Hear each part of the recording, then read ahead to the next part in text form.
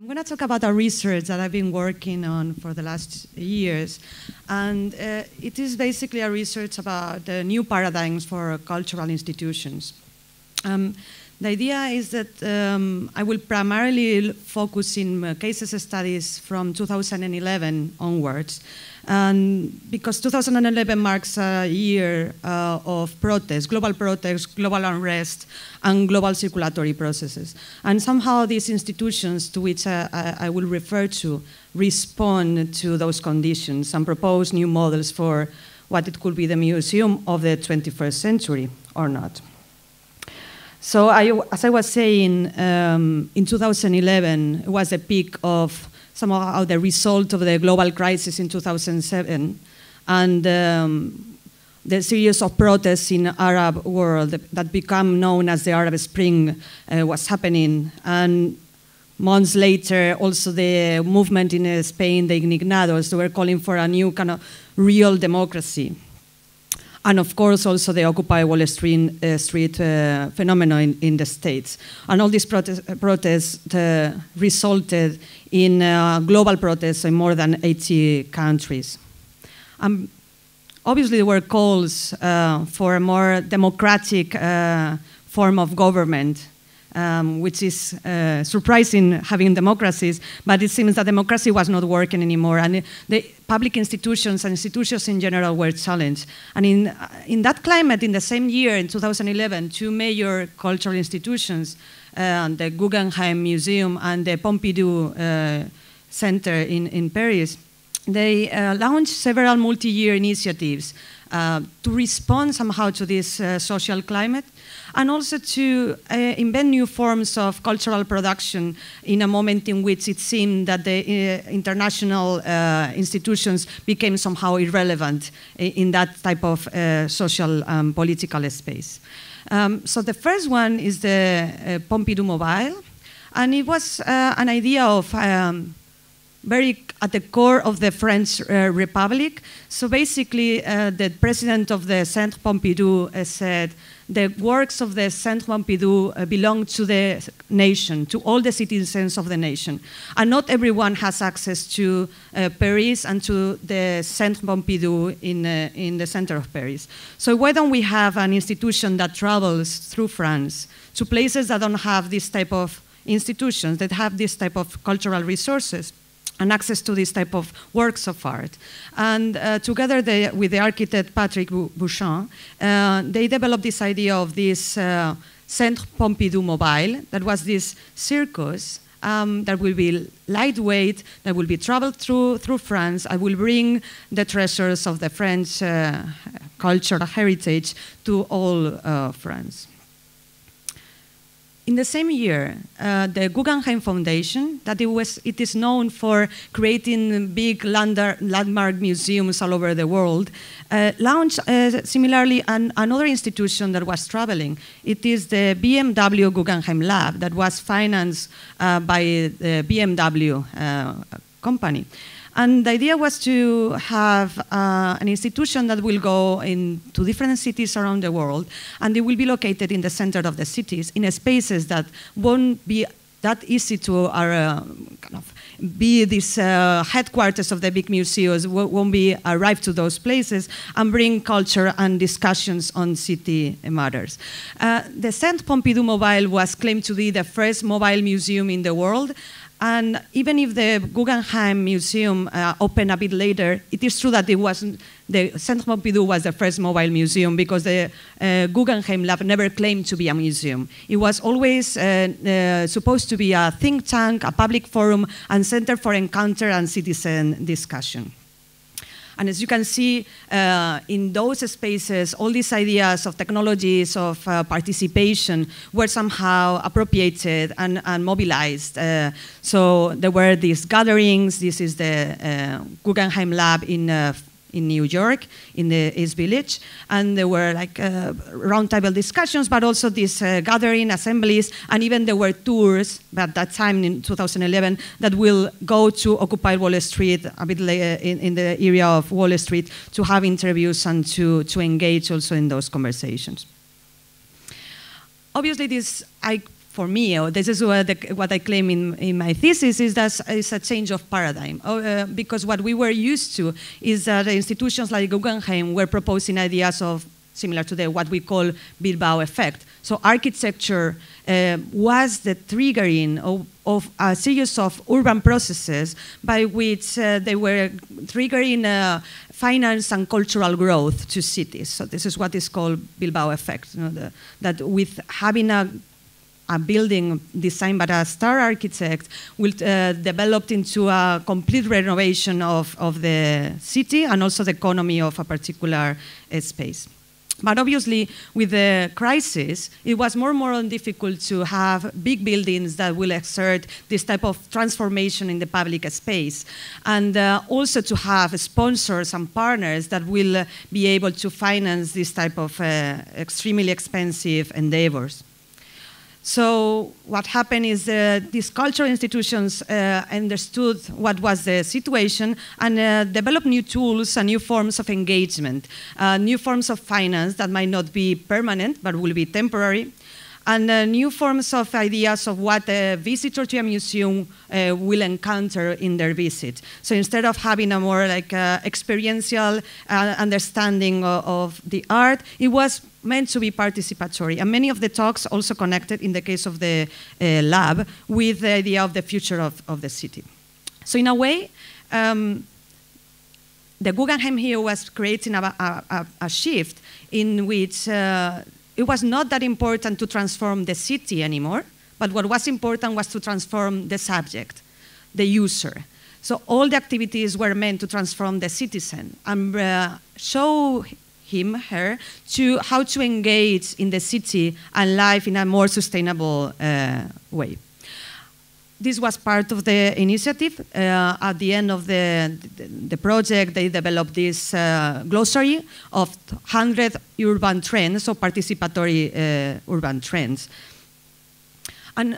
But these experiences of these new cultural institutions that were temporary, that were global, because they also wanted to reach larger territories, and they're mobile, actually had a very permanent effect in the spaces where they were located.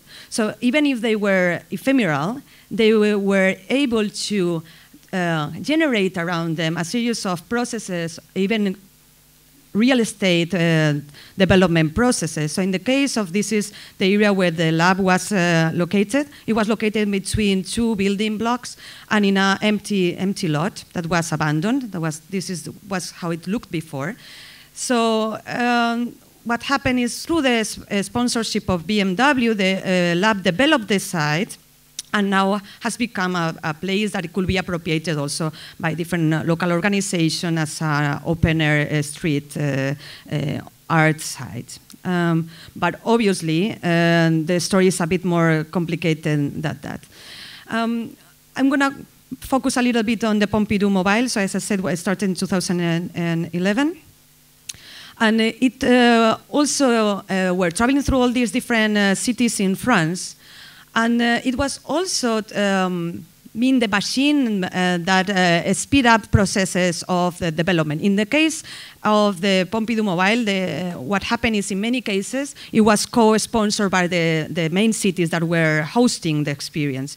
And in order to also accommodate the building in their cities, there were also part of the different companies involved in the development of spaces. In some cases were green corridors and new parks for the city that were developed specifically for the Centre Pompidou, but obviously they will stay. In other cases, also together with the funding, came funding for financing social projects, social housing projects. So in a way, this was the motto that was behind these projects. That were how culture could make lasting effects in the cities with very ephemeral projects.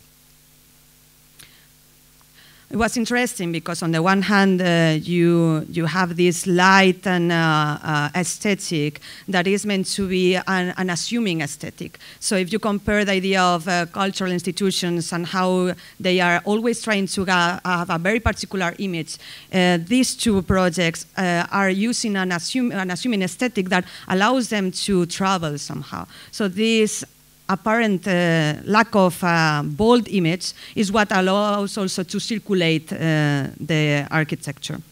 This is inside the Pompidou. As you can see, there were like works from the collection of the Centre Pompidou, and they were kept in. There was a double skin that allowed to conserve the works in the right temperature under the right conditions. And here you have a lot of education programs. So some of the kids said, well, I will never thought that I will have the chance to see these works in front of me. So it was like big claims also of how the strength of the French Republic could operate and bring culture to every single spot of the country.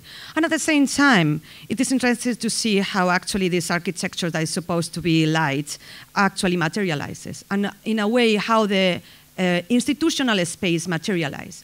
Because these projects are talking about museums that have not like white walls in a way, or there is more connection to the street that main headquarters of big museums. And yet, if you think about, or you see this image, you see how the circus tent, the fun and light circus tent, is actually surrounded by different technologies, from fences to connections to climate control to security and surveillance apparatus that at the end is what construct the institutional space, even if we are not looking at a permanent building. So to me, this is quite interesting. How recognize the institutional space, even if it is not that evident as the wall at the entrance of a big museum, and how aware we should be on how we create these institutional barriers. In this case, I'm referring to very material elements, but there are others that are not that material, but still are barriers and borders. Interestingly enough, the Pompidou Mobile was embracing this idea of circulation, and in a way also embracing this idea of finance, no? That being able to circulate freely. But also together with this idea of being so volatile came its own fall.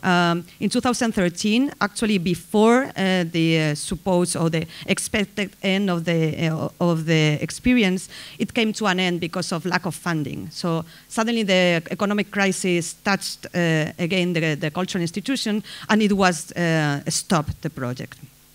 And they decided still to go for the model of temporary museums. And this is a temporary partnership with in Malaga, in Spain. So it is called the Cube, El Cubo.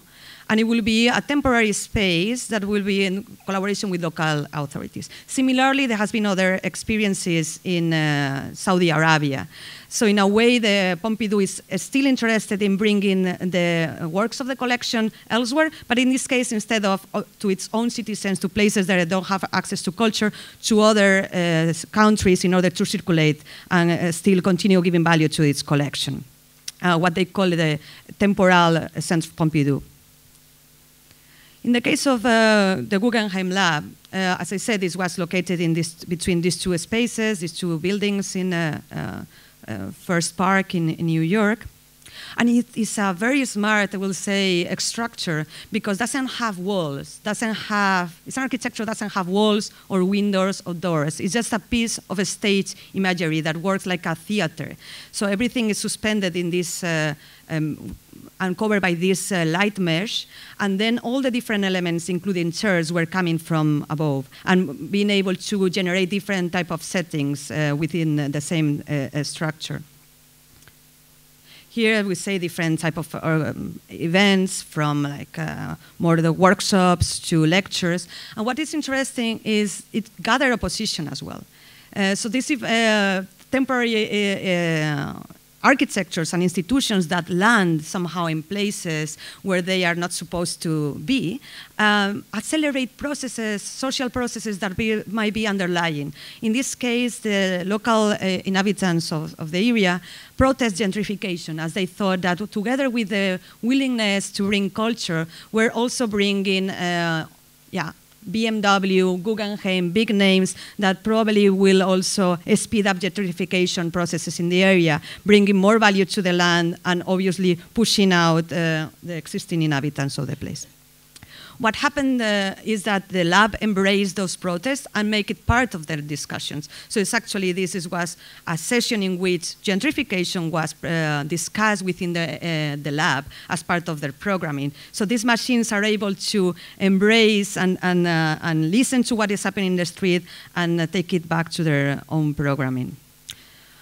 Obviously, I was referring about the construction of the institutional space in the Pompidou. I'm also talking about in the case of the Guggenheim, there was the opening ceremony. And as you can see, is also these little gestures of having this fence. And also there are questions about different aesthetics that are also creating different forms of inclusion and exclusion around these spaces, even if inside the museum is meant to be a place for enjoyment, for dance, in which everyone feels free and happy. But still, and even if this is full of good intentions, I'm acknowledging them, but at the same time, there's still other processes going on to which I think we have to be aware. When the Guggenheim traveled to its next space, that was Berlin, also triggered protest. So actually it was meant to be in Kreuzberg, but the local movements, also the inhabitants, protested the lab. So to the point that the director of the Guggenheim decided to withdraw the program, saying that there were threats to the project. And the mayor of Berlin had to interfere and said, actually, we have to be able to protect this type of cultural programs, and I will do my best to make it happen. So, as it was a traveling structure, the lab found its way. So instead of being in Kreuzberg, it moved to a bit more gentrified neighborhood of Prenzlauer Berg, and it found a place in a space that was a complex of galleries, cafes in the center of the neighborhood. Obviously, it has to be protected. So again, we see how this beautiful piece of architecture with no walls and windows and doors suddenly has to be also confronted with these fences and protections on architectures of security. And there was a place where yoga lessons, robots were done, and different types of activities that were free, totally free, open to the public. But on the day of the opening, in order to get there, you had to transpass this police barrier, because obviously there were demonstrations still against the project. And it has to be protected because the mayor, also discussing in Congress, promised that the lab will be protected. So this was also the construction of that institutional space. I particularly think this is very interesting sequence of images that you see this woman, how it tries to break through the police barrier, wearing a t-shirt saying, "We don't need New York to teach us how to talk." So we know how to do these things. Berlin is a place, it's a city full of activities and programs related to participation. Why we need Guggenheim, why we need BMW to tell us what to do with our lives and how to live in cities. For the entire programming and the stay of the lab in Berlin, there had to be police barrier in the door. And what is interesting also is how all these elements come together. This is an image of a few months before, in which the president of the Berlin police receives a key from BMW representative, because BMW is giving a set of motorbikes called the Model is Authority model, and we're able to protect the streets of Berlin. But obviously you see how these things are connected. In a way, this public institution with the funding of BMW and the blessing of the mayor of Berlin is protected with their own motorbikes that their own sponsor is giving for free. So there is a new ways in which institutional space is constructed, and how also the sponsor architectures are being implemented in our cities that we have to be aware. And here is a bit like the combination of all these elements. We have the Bmw Guggenheim Lab, the police of Berlin, and the motorbike of Berlin coexisting in the same space as the agents that are behind this project. The lab traveled to Mumbai. After the experiences in New York and in Berlin, there had to be a new strategy. And what happened is that the carbon fiber structure that was lightweight and was meant to travel through the world didn't go to Mumbai. It was changed, and it was used, reinterpreted through the lens of the local, through the idea of the vernacular architecture. This is an idea of the Indian mandapa. So it's made by bamboo, that is also lightweight. And instead of having just one building that was located in one of the courtyards of the museums in Mumbai, they also decided to have another pavilion that will be traveling through Mumbai in different locations. So you can see here in one of the satellite locations, this is another one, this is another one. So was really visiting different type of neighborhoods, offering public events and public programs. And still, there was another type of architecture going out there. It's like free entry, all welcome, but in order to get there, obviously there were like series of devices that were meant to control the entry and to create that space of the 21st century museum. The Guggenheim, similarly as the Pompidou Mobile, was meant to have 3 different cycles of 2 years each. But after Mumbai, BMW also withdrew the funding, and it was stopped. So both projects started in 2011.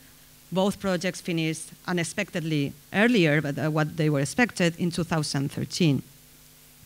These projects had a connection to experience in the 60s and 70s, obviously.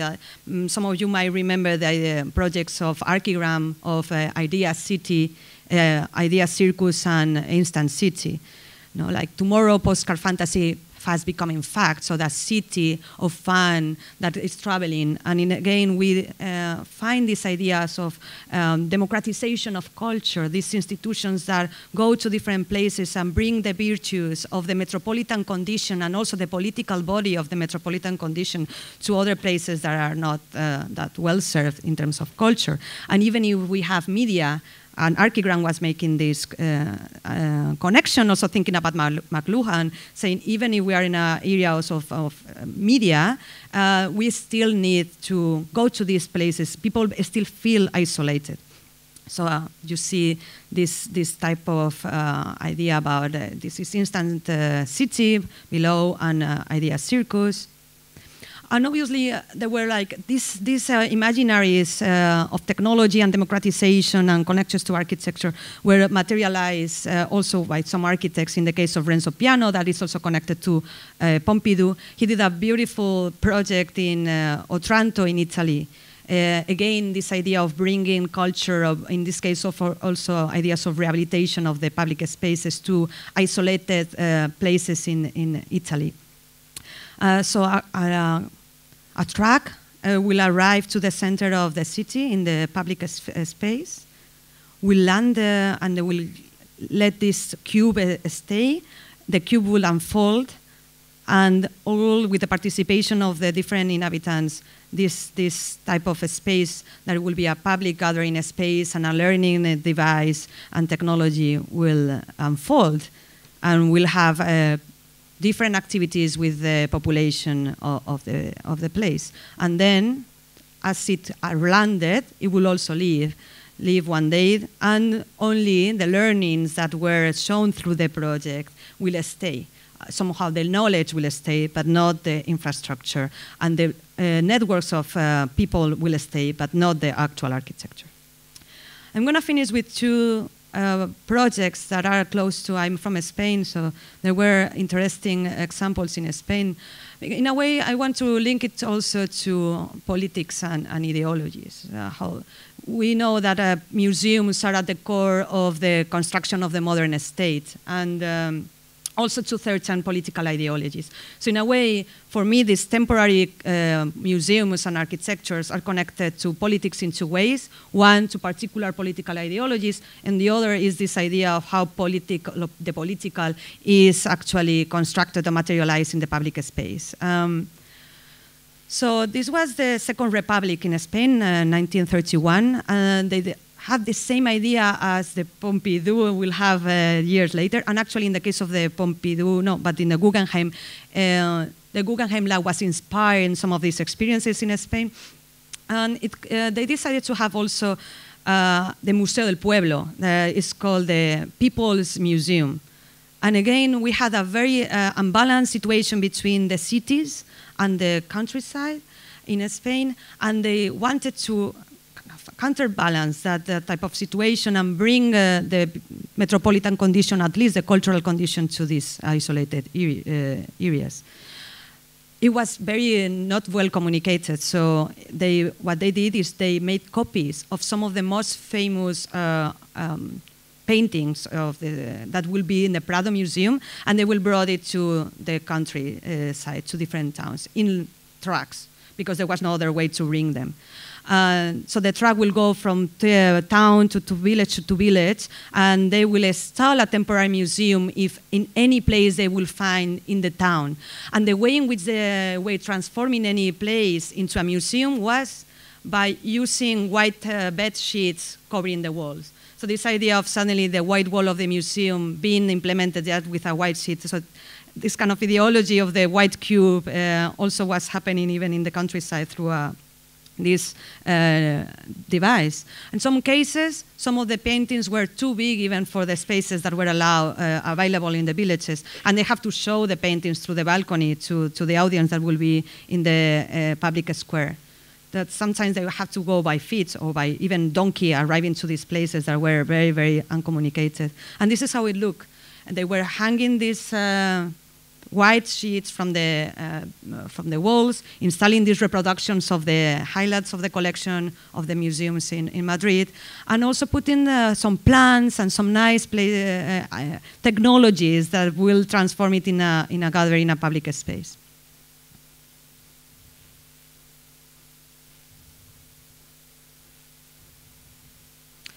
They also brought other technologies. They brought cinema. And some of the inhabitants of these towns, for them, was the first time that we will have access to cinema. First time they will see a moving image, and first time they will see a painting as well.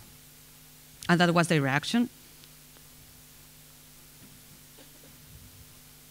And obviously, the truck was leaving the town, and they were leaving behind a set of a projector, reproductions in miniature of these paintings, and a library of different titles to be continued. And they were also giving workshops to the local teachers to continue the education. There was a Spanish Civil War in 1936, and the Republicans lost, and there was the Franco regime and dictatorship came to Spain. And it was until 1977, so not that far ago. Obviously, the new regime dismantled all the infrastructures, cultural infrastructures that were from the Republic, but in this case also adopted this idea of the cultural institution that was mobile, because obviously was a political intention in controlling those spaces that were isolated, because they needed could be otherwise spaces of revolt. And in this case, they were a bit more technological in the way that the truck was transforming this series of caravans that had a space also for being a home. So inside there were a home, there was a library, there was different spaces, and it was not that much about culture, general culture, but was about the subject, how to teach people in the countryside how to behave. So they were, together with these trucks, there were ideas about gender, ideas about family, ideas about the constructions of society, in line with those of the regime, were traveling together with this cultural institution. As you can see, there was a particular idea about the Spanish society and about its traditions, and the infrastructure and the institution was very much connected to the establishment of the country and the regime. And it ended when the democracy came. And then it became the source of inspiration for the Guggenheim Lab and the Pompidou Mobile. So in a way, this was what I wanted to share. I think we are in a moment in which we are putting in crisis the idea of cultural institutions. And in a way, we are confronted on how to address this question. We could think on ways of stabilizing the idea that we have about cultural institutions, about trying to preserve what we think an institution should be. On the other, we are being pressed by the ideas of that different circulatory processes, inequalities, and really an attempt to redefine what a cultural institution could be today, what a museum could be today. So the question is, what we want to do, what you want to do, what type of institutions do you want to have? And if so, what are the architectures that were associated with that? And how we construct the institutional space? And what type of political ideologies and political spaces come together with all these choices? In a way, there was, the Guggenheim Lab was the materialization of a statement that was presented very naive in a way, or not that much, in Bonn in 2006, and had these different banners hanging in the street and were saying these sentences. The Guggenheim is a point of view. It's an agent for popular culture. It is not a place. Imagine a museum in constant motion, a museum with no walls. Imagine your own museum. And I want to locate these claims together with these other images from also the experience of this museum with no walls, a museum in constant motion, to understand also how these spaces are created. Thank you.